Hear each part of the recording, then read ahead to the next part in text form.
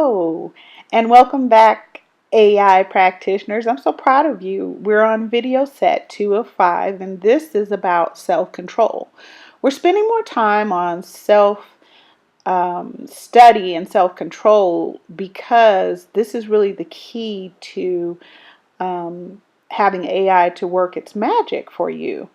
Remember, we start with self study and self efficacy and boundary setting, which we concentrated on studying our own behaviors and our behaviors in diverse situations and what our hot buttons were. So, just to recap, choosing to respond versus react is kind of where we're going now with self control.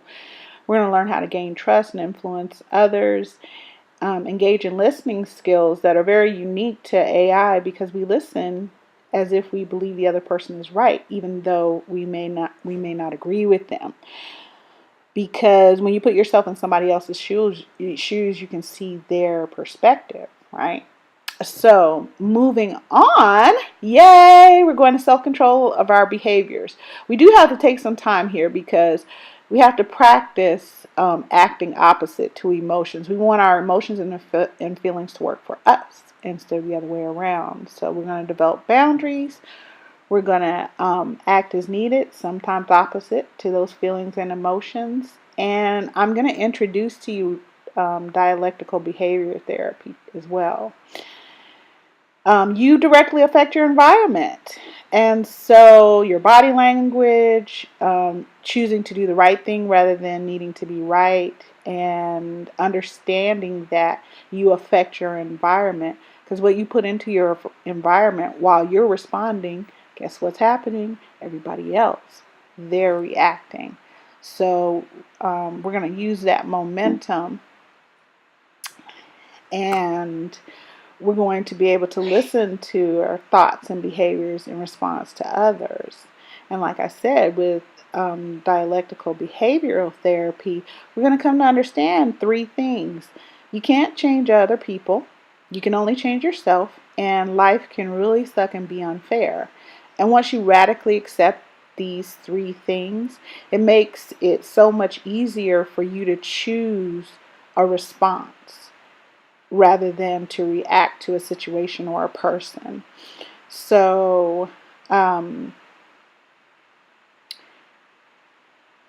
we are going to work really hard on mastering your instincts, choosing when to act opposite to emotions. We're going to take the full 100% of our emotions while others take 100% of theirs. You're going to just breathe. You're going to allow your higher power to come in because you have a right to your feelings and emotions just like other people do. And your emotions are real. But I have to tell you the truth. That's not it doesn't necessarily mean that they're facts. So you can give a thought, feeling, and emotion and choose what you're going to do with them rather than having them be in control. Storms can rage beneath you, and you remain calm, strategic, and in control of your choices. And that's what's so awesome about self control. So, we can have this choice, this freedom of choice. And I love that part about agape intelligence. No matter what's going on in our surrounding environment, we can remain calm. And when our feelings and thoughts are knocking at the door, we can just watch them go by. We don't have to react to them. We don't have to do anything with them if we don't want to. We can make a choice in what behaviors we're gonna have. When our emotions are on our hotline and they're calling us and DMing us and texting us, listen to me. You can ask them to leave you a message because your emotions are really there to keep you safe, although they do try to break in and do other things. So, look, someone or a situation happens. You can either have a reaction or you can have a response. And response is what we're going for. You can see all the things that happen when you have a reaction. You've done that plenty of times, and it's probably not worked out well for you in the long run. Sometimes you make the right choice, sometimes you don't.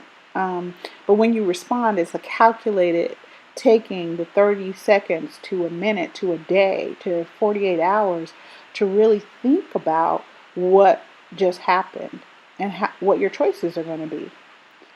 Um, Real time responses, I wanted to make sure you had some information that you could use when you're talking to people, so you you can really inform the person that you're taking notes. You mirror their body positioning, and you let them know that I'm going to stop the conversation here. I think what you're saying is this. Am I right? Is that correct? They'll either nod their heads and say that's correct or not. And then we can move on. We can decide that we can answer those questions we can answer the situation at a later time. You don't have to respond even in the moment. You can take time. And we're going to let go of words such as fair, unfair, right, wrong, should, shouldn't. Instead of but, we're going to use and.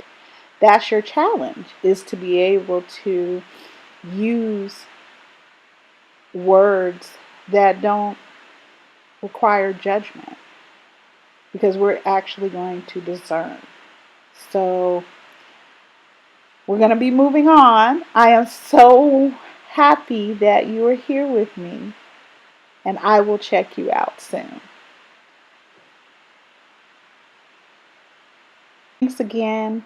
And remember, the key to AI is really understanding that you have a great effect on your environment.